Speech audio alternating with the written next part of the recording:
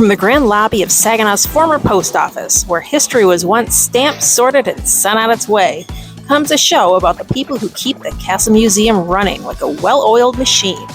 Welcome to Postscript, the podcast that delivers the stories behind the exhibits, the laughter behind the scenes, and the passionate folks who keep this historic landmark buzzing.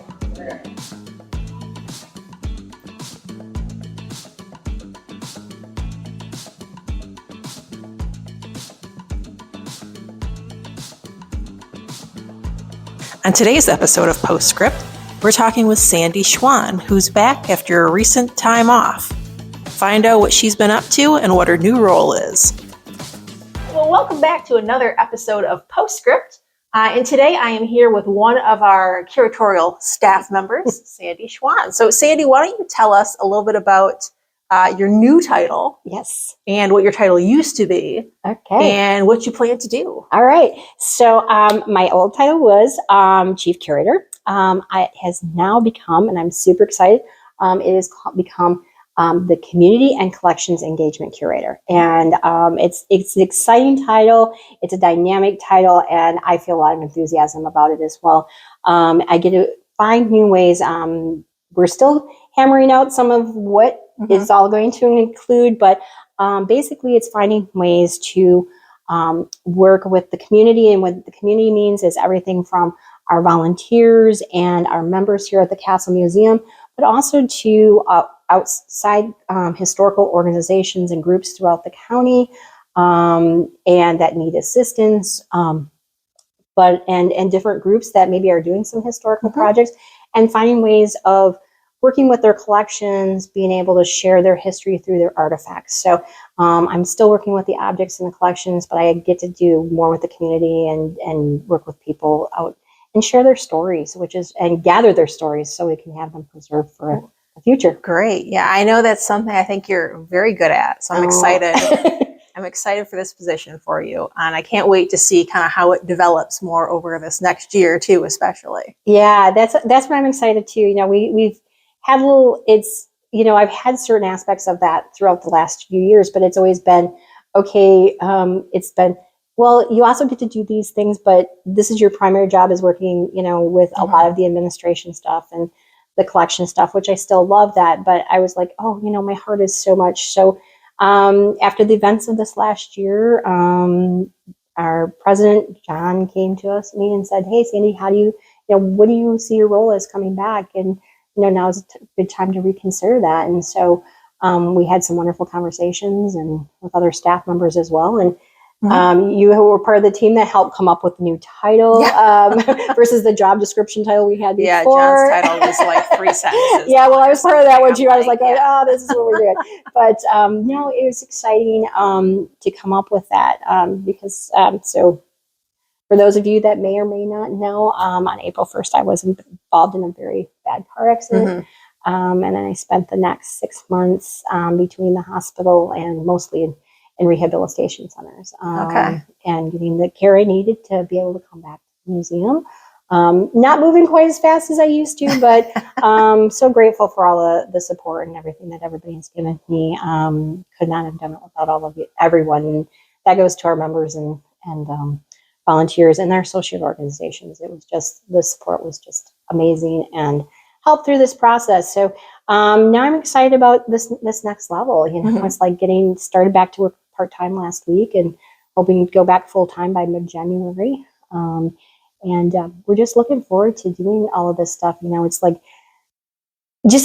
there's so many wonderful stories out there. I said, people always ask me, what do you love about it? And I said, I love the people I get to work with and the people I get to meet. And I said, and the stories that they share with me, I've always loved stories. And to me, that's what history is. I always tell people that, I said, if you take off the HI in history, what does it spell? And I said, it spells story. Right. And I'm like, that's what it is. And Tom Trombley and I always talk about it. And Tom always goes, yeah, we collect artifacts so we can tell stories. Yeah. So that's what we're doing. And I'm like, one of our projects that started a few years ago that I said now gets to be, with this new child, gets to be moved front and center, is I also love photographs. I said with the effect that the option that I cannot create a time machine, that I would really like to go back in time and figure out exactly see what exactly all this stuff looks like. I said, photographs are the best way of being able to show people what things were like and what people look like, and, and put their words to different pictures. And so we started back in the spring of 22, we actually started Chronically Our Past, a photographic project, and going out to the communities instead of having people come here. They can still come here and give us pictures, but going out into the different communities. And it's amazing because there's been so many stories and images and stuff that we didn't know, and we didn't have that for collection. So now we have more venues where they're preserved and we can share them. But the neat thing is with the scanning project, it goes, we scan their images unless they say, hey, we're donating these to you. We scan the images in and give them back. And then they also get a digital copy of it. Yeah, that's nice. So then they have extra copies and they can share it with people that they want, and it's still, preserved, and, we can share that and tell better stories here. Cause I said, that's, I always would say, when someone would say, oh, well, don't you have this artifact or don't you have this image? I was always like, we only have what people donate to us. Right. People were like, oh, we didn't think about it that way. Yeah, people would be surprised how many things are sort of absent from the collection just because nobody's given those things to us, right? And when people come to me and they'll have stuff that doesn't pertain to us, but they'll say, where should we give this? Or, oh, they probably don't want this. They probably have a gazillion of it. And I say, don't assume that, because I said one of the biggest eye openers that we had a number of years ago was when the Saginaw County Fair was getting ready to celebrate their 100th anniversary. And I swear I could count on two hands the number of actual artifacts that pertain to the Saginaw Fair. Yeah. I said, I knew we had artifacts in the collection that had been exhibited at the fair, but ones that actually said Saginaw County Fair on them were very few. Fortunately, because we said that, people started going, hey, we didn't think about that. But I think people kind of thought, oh, well, everybody went to the fair. Everybody had that stuff. You don't want mine, and it was like, well, no, just contact us, and I still would say that, please contact us and we'll let you know if we need it for the collection. But, always just, give us a chance to reach out, because even if we don't want it, we might know somebody that does. Yeah. You're a good avenue to find the right person that should go to. Yes. That's a good time to do a plug for our 2026 exhibit coming up on Saginaw restaurants. Yes. And we don't have a lot of menus or things really from restaurants, small things. Yes, we have a lot of small things, like swizzle sticks and some coasters. We have a few menus, but there's so many more out there, and we don't have a lot of pictures. Yeah. And there's a lot of those restaurants where people celebrate anniversaries or birthdays or graduation, and the stories and stuff pertain to that. One of the things we're looking at once the exhibit opens is actually doing a scanning project with that. But please don't wait till then. Please don't wait till that. Stuff Please let us know. And even if it's something that you want back, we have now the technology and the scanning abilities that we, even with the menus, we can make them look really. Even if they're not the originals, we can make them look really nice and include them in the exhibit and things like that too, if it pertains to what we're looking at. But please let us know, because it's one of those things there again where it's like you have that. I joke, and it kind of ties in with the restaurant aspect. Meyer Brothers jewelry store. We have all these great pictures and even film footage where it's that stretch of the road, but it's looking across the street at the Weekman building, and we're like going, we want to see what the facade is of my Brothers Jewelry Store. Right. And we put out, just a call, and somebody said, well, I've been wanting to donate this. My family had a connection to the Coffee Cup restaurant that was like right next door. And it was literally, it was like a 2x5. I think it was a 2x3, or it wasn't much bigger than a 3x5. And they donated it, and you could see my Brothers Jewelry Store, and that's the image that we have blown up. So it's amazing sometimes when you look at those pictures too, what you see in the background. Well, that's like, I think a lot of times people think like, oh, well, these are pictures of like my family, or celebrating a birthday or something, maybe, for example, inside a restaurant. Exactly. And like they would want that because they don't know who these people are. It's like, well, but the background is valuable too. And I think restaurants weren't sterile, just environments where there was nothing there besides tables and chairs. There were people, right? Right. And that's the thing, if say, for example, one of the things that we talk about is like Holly's Landing in Treasure Island. Mm-hmm. You know, I know my sister went there with a couple of my aunts for one of her birthdays. And, you know, I said, I never even got in the building. You know, it was great. You know, she got a chance to do that. And, you know, and she remembers that occasion really well. I don't know if there's actually pictures taken, but I remember they took her there for her birthday, you know, so we know that there was those pictures that were taken. And it's like, if we can now like have that snapshot and say, hey, and put names to it, because that's one of the things with local history that we try to do is like, yes, we want the pictures, but it's like, even if it is your family, but you can say, hey, it's my family and they were at Holly's Landing and it was for this occasion. That's all part of the story of that image. And we include that in there. You know, it's like, hey, this was a place where people celebrated birthdays and anniversaries and things like that. So that's all part of that history. And that makes it, you know, one of the things that, you know, with history is, you know, so often, and there's been a trend, a change. You know, we think, you know, in terms of the George Washingtons and the Abraham Lincolns and the big national thing. But, you know, we have this amazing, rich history, which all as residents of Saginaw County, we're all part of that story, you know. And so sharing those kinds of things and saying, going into a museum and saying, oh, wait, you know, that was my neighbor, or, hey, that was actually, you know, I knew somebody that worked there. It's making that connection. Or, you know, and even if you don't have a direct connection, sometimes you can say, oh, you know what? I remember my grandma having something like that. Yeah. Or, you know, I said one of the neat things that I had a couple of years ago when we did the needlepoint exhibit, made by hand exhibit. It was not just needlepoint. It was a lot of different things. I had a lady come in and she goes, oh my gosh, she said it transported me back to spending time with my grandmother and, you know, and learning how to do that. You know, learning how to sew and to do needlework with her. And that's one of those things, you know, that we try to do, you know, through the objects and through the stories, is we try to make those connections with people. Or if it's something new, you know, as part of that exhibit, we had some demonstrations and it showed weaving and it showed how to make, how to do tatting and crocheting. And I know some people that watched those and went, hey, you know what? I've always wanted to learn how to do tatting, and hey, that doesn't look nearly as scary as I thought it was going to be, you know.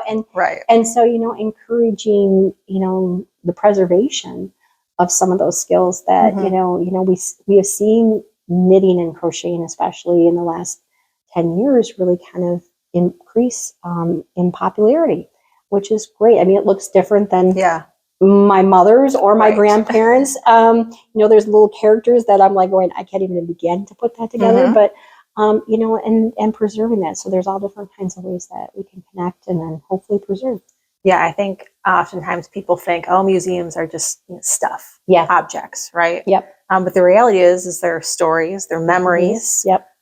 Even if they're not personal memories, it's that nostalgia, right? Those reflections. I'm like, oh, I remember this from when I was a kid, something similar, or, you know, or I remember my grandmother doing this, or, you know, my mom had those same dishes. Yeah, exactly. You know? Or I'm like, or I think I have those dishes. Yeah, that's one of the interesting ones, is when you actually find, there was a photograph in the collection and it's not identified, but we were trying to identify the building where this crowd of people were standing in front of it. And my volunteer came in and said, you know what this is? And based on the year and how people were dressed and where they were standing and how the building kind of looked, because there was not a good description of it, I'm looking and I started laughing and I said, huh. And she's like, what? And I said, see this little girl on that guy's shoulders? And she said, yeah. I said, I'm pretty sure that that's for the grand opening of the Sears department store at Fashion Square Mall. And I'm pretty sure that little girl is me. So I said, it really makes you feel, you know, it's like all of a sudden you realize that an artifact that you are in is now in the museum. Yep. That's what makes museums great, though, right? It is. I mean, who would come to look at flatware? Yeah, exactly. Very few people, I would imagine. Yeah, right? there's that niche people that, you know, everybody has their niche where they like stuff. But, you know, and that's another thing, you know, people think lots of times in terms of antique years, which, you know, if something is considered an antique, it's 25 years. we don't consider that, that's not the way we look at history. I mean, history is, this podcast is part of our history. It's done. It's part of our story and it's part of our history. So, it's things could have happened 2 minutes ago. Things could have happened 2 years ago, 20 years ago.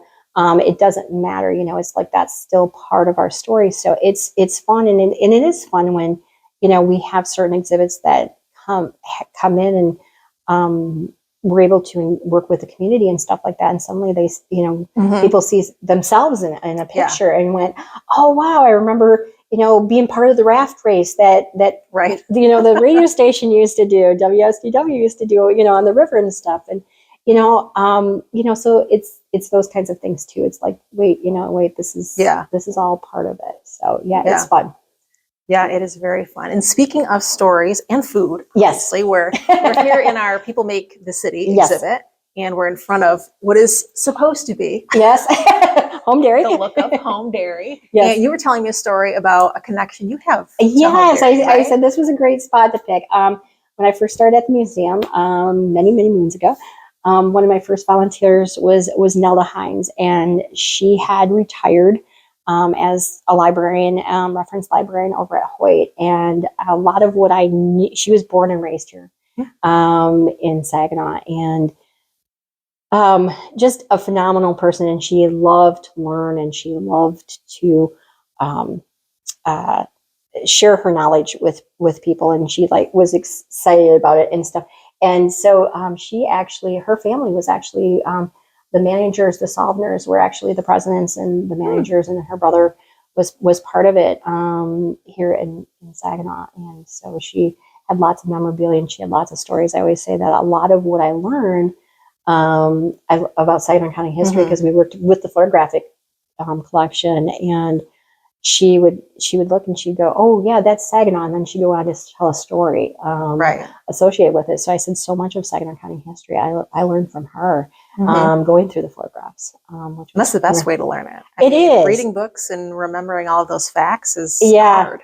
But like they say, a story. A picture says 1,000 words. I had a professor in college who, when we were reading, he said, make sure that you read all the captions for whatever images are put in there. And his thing was, he goes, because obviously the author felt that it was important enough, because it costs more to put an image into a book than it does to put text in. And so he's like, obviously that was important, and they selected that for a reason. And that's always kind of stuck with me. Like I said, I've always loved photographs, and so like I said, I'm excited about this new role and getting to work more with the photographs again, but other objects again as well too. When you find that thing and you go, I didn't know about this. And back in the 80s, there also used to be this. There was the miniseries phase on television, and at the end they would always say, and to learn more about George Washington, go visit your public library. And I always remember that. And I always would think, oh yeah, I want to learn more about such and such, because I didn't know about that. And that's the same thing that happens with artifacts. We'll get some kind of an artifact in, and I'll be like, I didn't know anything about this. Okay, let's go and see what kind of information we can find out about it. And, and so that's what's fun. It's fun getting to put the story in an object, whether it's a photograph or it's an actual physical three-dimensional object, putting into context and figuring out how it fits into the greater fabric of putting it all together. Yeah, absolutely. Well, Sandy, welcome back. Thank you. We are glad that you are back, and even though you're moving slower, that you look good. Thank you. You look healthy. Thank you. Yeah. And hopefully you're around for many, many more years here. Likewise, I'm hoping for too. So I wanted to ask kind of one last question. Sure. You've been here a long time. How long have you worked here? I have 33 years, and I'm working. May 4th, it will be 34. Well, congratulations. Thank you. And what is your favorite exhibit, do you think? Oh. Currently on display or in the past? Oh, wow. My favorite exhibit. Oh, that's hard, because, and I've always said that, you know what? I think that I can honestly say it evolves over time. we're sitting here and the building's decorated for Christmas, and they did such a beautiful job doing it this year that we have a great team of volunteers that do such a wonderful job. I think that one of my favorite things is the building itself. I really, I enjoy this building so much, and I love hearing people talk about it. And I love, again, the stories. We've had people come in and say, "Hey, I used to work in here when it was a post office, or I worked in one of the other federal offices," and they would share their experiences with me, and and just getting to think about what that means. And Meyer Brothers Jewelry Store. Sometimes I said last spring I had a new experience. Tom was doing a program and he was doing it on Meyer Brothers and everything. And I walked in there, and it was the first time, even though I had always known this, I walked in there to shut off lights that night and realized that this was the same store where my grandfather had walked in to buy my grandmother's engagement ring. And suddenly that hit me. So it's really, even I love the fact that things are still new. I love the building. I love how we've been able to restore certain things like the lights and the different things, but I am still in awe of this building. Every time I walk into it, whether it's outside or inside, it's beautiful, and yeah, get to be here. It's really our biggest artifact. It is our biggest artifact. But yeah, it's a pretty special place, and so many things. I wish the building itself could talk, because to say I have one special exhibit, there's just been so many. There's just been too many. And same thing with the people. It's just a combination of, sometimes it's not actually the exhibit itself, but how the exhibit came about, and the process, and who was involved, or the experiences that we had from it. So yeah, that's always a tough one. But I think it's the building itself. Okay, well, it's a great place to end this podcast, because, as I've said before, and the whole purpose of this podcast is that it's not about the building. It's not about the objects. That doesn't make a museum. It's the people. Right? It is the people. The people that work here, the people that volunteer here, the guests that come in through the doors here. Absolutely. And that's what we hope to kind of let people know more about. Is all these different people that are all the different parts of this whole project. Exactly. We did we partnered with the Saginaw City School District back in 2000 to do the Millennium Project with the third graders, and we would walk. I walked through amazing neighborhoods with these kids, and they would share stories. But one of the neatest things was, at the end, I would ask them. I said, "Well, what makes your neighborhood special?" And it was so wonderful, and I still get goosebumps.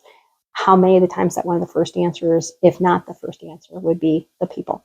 These kids, that's what they would say. They would be like, the people, and it's like, and that's what makes this building special, is the people. The people. Yeah, absolutely. Yeah. Well, thank you, Sandy. Thank you. And thank you for joining us again this week for another edition of Postscript.